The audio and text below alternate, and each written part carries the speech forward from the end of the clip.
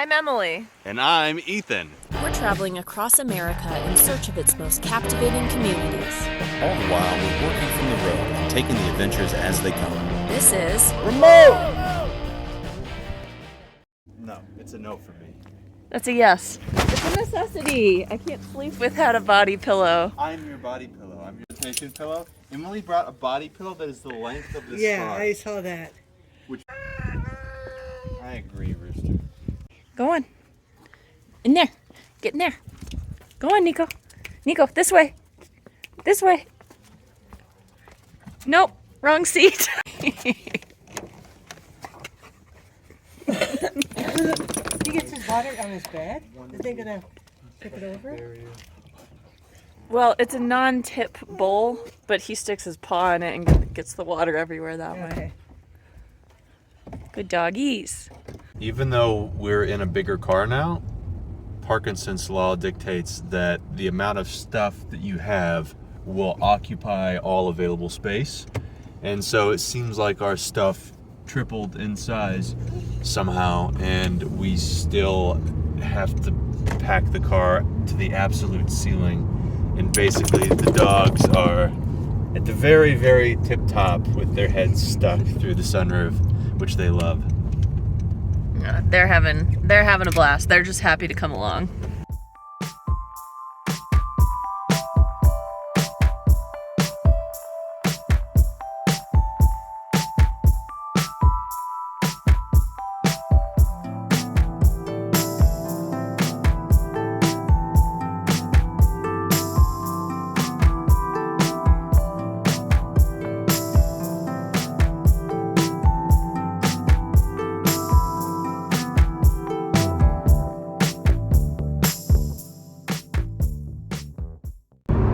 Nico, that is not using the net properly.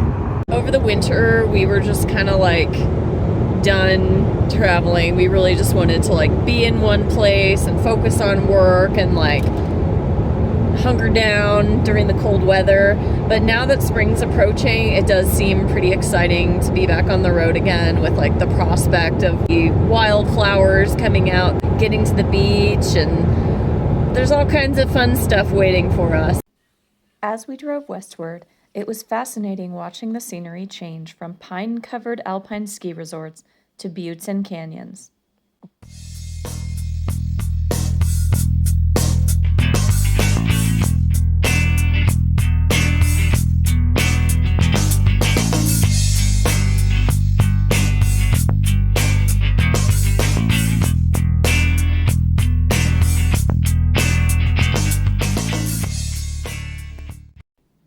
Moab is a cute outdoorsy town situated near some of Utah's most famous parklands. Its rugged canyons attract athletes from far and wide. It offers endless hiking trails, rock climbing, and canyoneering, and is known as the birthplace of the sport of mountain biking. Obviously, after that long car ride, we were all dying to go hiking. The trick in Moab is finding the dog-friendly trails. There aren't that many in the area, but one of the better ones is the William Grandstaff Trail, so we decided to check it out.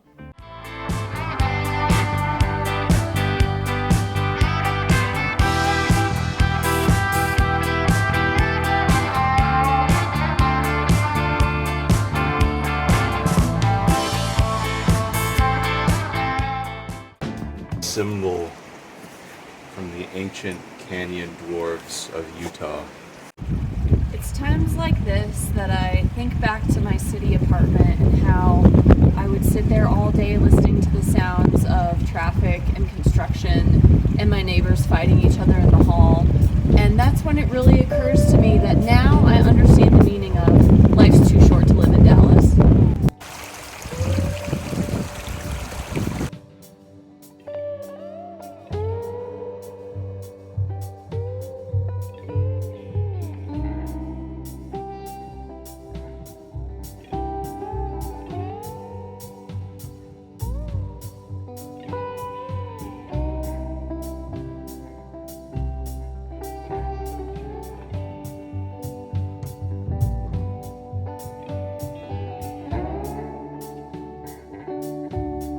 Although this scenery looks otherworldly, it's in fact not a far drive from town.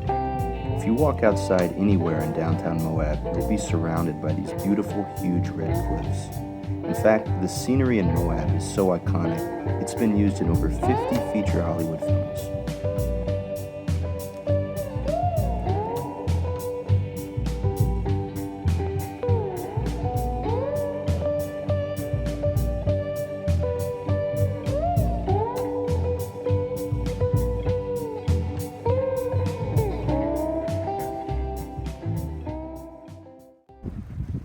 There's an eye watching us.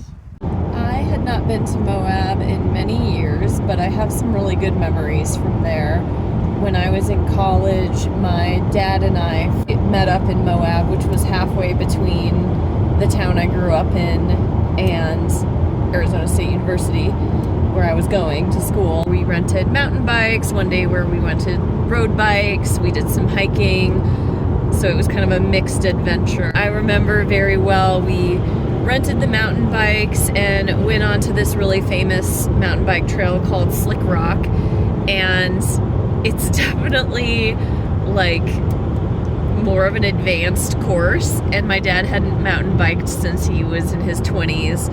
And he took one of the downhills a little too fast and crashed, and his seat fell off of the rental bike. And so for the whole rest of the course, I tried to tie his seat back on with my hair tie, and then the seat just kept falling off, and so he had to deal with that, which was pretty funny.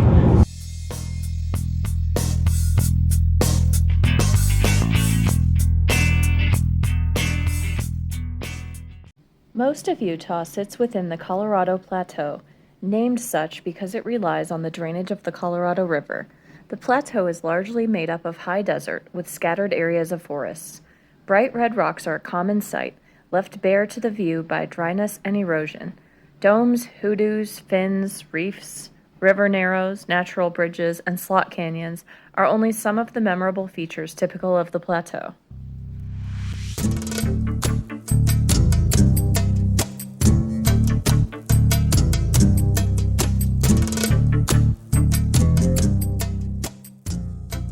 This region of the country has the highest concentration of U.S. National Park Service units in the country. There are 8 national parks and 18 national monuments and other protected areas in the plateau. As much as I would have loved to visit every single one of them, this trip, we had to narrow it down.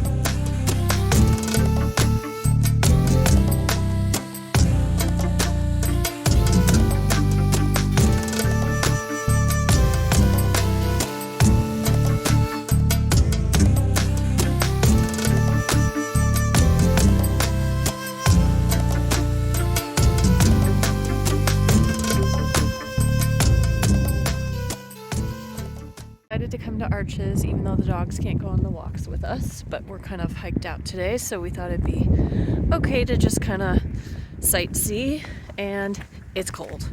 Very cold.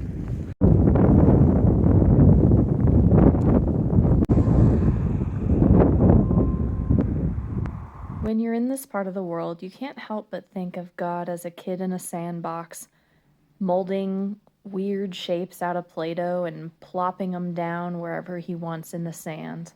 I feel like this definitely got flooded recently. You can see the remains of everything that had swept down the creek.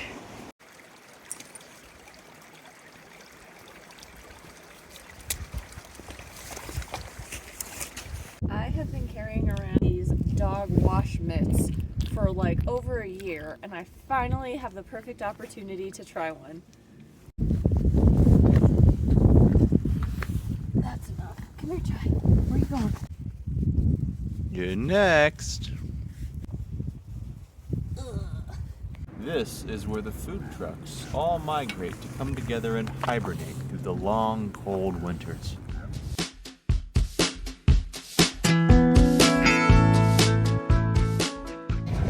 Last night we were walking downtown Moab and we saw tons of people on bikes heading down the street in droves, dressed in weird clothing. Naturally, we were very curious about what was going on, and then we walked past world-famous Woody's Tavern, where there was a line of people around the building. Turns out they were having their 4th annual Trashin' Show. Yes, it's a fashion show with trash, and tons of the young local Moabites come out to support their local recycling program, as well as something called the Resiliency Hub, which fosters local community gardens. So it went to a good cause. But he's tired after the long hike.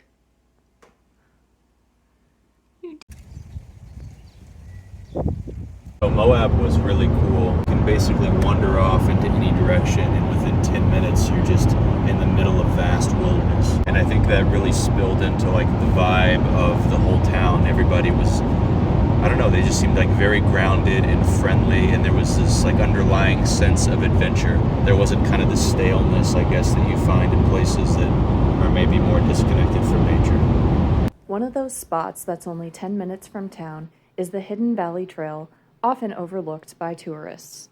It's dog-friendly and was not overly crowded.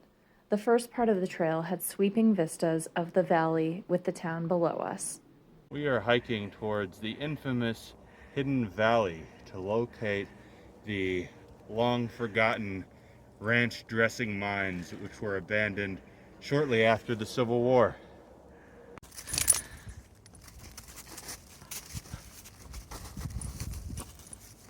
I'm hoping not to have to do another doggy cleanup today, but judging by the mud everywhere, I'm probably going to have to.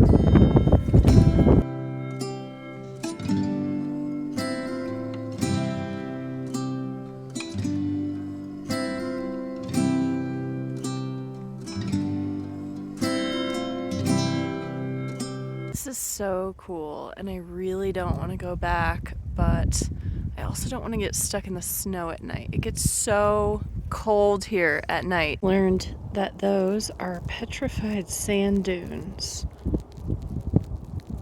So back in the day, this was all sand. It's a tough trail we got here. Looks like we're going to be packing the car in a blizzard this morning.